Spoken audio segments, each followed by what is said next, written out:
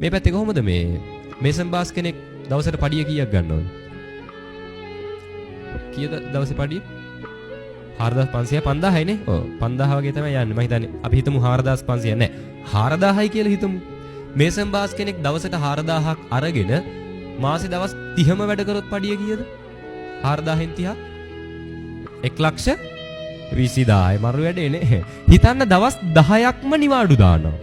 එතකොට වැඩ කරන්නේ දවස් 20යි. දවස් 20ක් වැඩ කරොත් 4000 ගානේ අරගෙන මේසන් බාස්ගේ පඩි කීයද? 80000යි. සාමාන්‍යයෙන් දැන් ගුරුවරයෙක්ගේ සාමාන්‍ය පඩිය කීයද?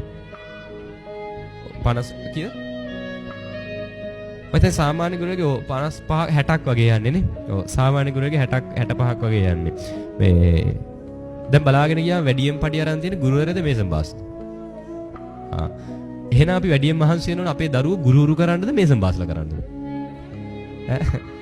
මේසන් බාස්ලා කරන්නනේ. මොකද රස්සාවක් ගන්නනේ අපි මේ උගන්වන්නේ නේ. මතක තියාගන්න ප්‍රශ්නේ තියෙන්නේ කරන රස්සාවේද? කරන්නේ රජේ රස්සාවද මේසන් වැඩ කරනවද? ඒක නෙවෙයි ප්‍රශ්නය. අපි මේ දරුවන්ගේ ඔළුව හදපු හැටිනේ. පොඩි කාලේ ඉඳන් අම්මා කිව්වේ නැද්ද තාත්තා මේසන් වැඩ කරද්දි තාත්තා කරන ජරා රස්සාව කරන්න ඕන ඉගෙන ගන්න එපා. කිව්වද නැද්ද? කිව්වා. පොඩි කාලේ ඉඳන් පුරුදු කරා අර රස්සා ජරා රස්සා කරන්නනේ. ඒ නිසා දරුවන්ට සමහරට රජේ රස්සාවක් කරොත් ඒකේ ගෞරවය රැක ගන්නවා. අර අනිත් වෘත්තීන් වල ගෞරවය රැකගන්නේ නැහැ. ගොඩක් මේසන් බාස්වලට මේ දවසේ පඩිය හම්බෙච්ච ගම මතක් වෙන්නේ කොහෙද? ගෙදරද බිරිඳද දරුවෝද? මම මේ වටිනම තැනට ඉස්සෙල්ලම කිව්වේ හොඳද? ගොඩාක් මගේ හැමෝම නෙවෙයි හොඳ. ඔය බහුතරයක් මේසන් බාස්වලට ඉස්සෙල්ලම මතක් වෙන්නේ කොහෙද? කොහෙද? බාර් එක. මන් දන්නේ මේ අම්මලා කියන්නේ හොඳ නැත්තම් තාත්තලා බණී අපිට මේ පඩි ගත්ත ගමන් බාර් මතක් වෙන්නේ නැහැ කියලා හාමුදුරු බයිනවා කියලා. හරි. ඒක තමයි ඇත්ත කාරණාවනේ. හිතන්න හොඳ නරක අපි හරියට පුරුදු කරා නම් යුතුයකම් වගකීම් ගැන අපි හරියට පුරුදු කරා නම් ගෙදෙට්ට කලින් බාර් එක මතක් වෙයිද? නැහැ. හිතන්න 4000 අරගෙන යනවා බාර් එකට. දැන් අරකු බෝතලයක මිල කීයද? 3000 පැනලානේ. 4000 කියලා යනවානේ මම. ඔව්. මම හිතන්නේ 3000 පැනලා. හරියට බොනවා නම් මම කියන්නේ බෝතලයක් විතර ගත්තේ නැතත් ඔය බොනකොට තව කලමනා තියෙනවනේ නේ. ඒ අවශ්‍ය කලමනා එක්ක සේරම අරගෙන බොද්දි මම හිතන්නේ හරියටම බොන මිනිස්සෙට නම් 4000ත් මදි වෙයිනේ. හිතන්න මොලේ භාගයක් හරි තිබිලා. මම මේ කියන ඒවා මේ හිතන්න හොඳද?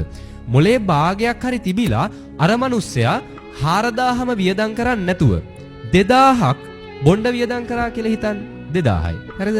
2000ක් වියදම් කරා දැන් මේ සූදුවටත් නැතුව ඔය බූරු ගහන්නේ ඒව මේව නැතුව හොඳද? 2000ක් බොන්න වියදම් කළා 2000ක් ඉතුරු කරන් ගෙදර එනවා. දැන් 2000 ගානේ 20ක් පඩි කීයද?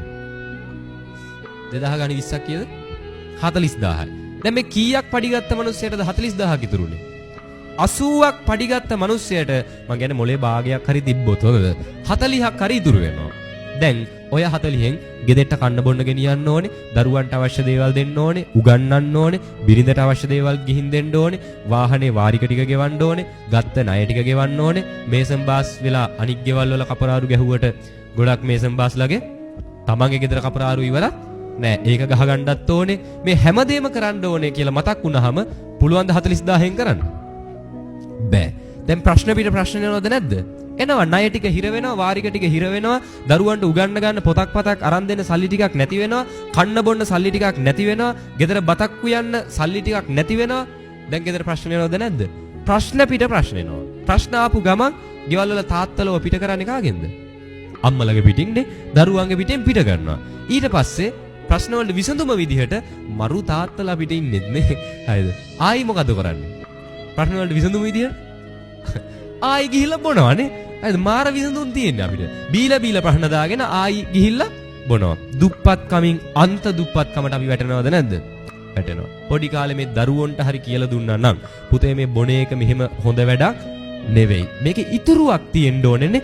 අපි ඕවට කලින් හිතන්න ඕනේ දේවල් තියෙනවා. දරුවන්ට හරි පුරුදු කරොත් ඉස්කෝලේ අවලු ගන්නලා රජේ රස්සා දෙන්න ඕනේද? නෑ. කුඹුරු කෙටුවත් ලස්සන ජීවත් වෙන්න පුළුවන්ද බැරිද? පුළුවන්. පැහැදිලිද? හරිනේ.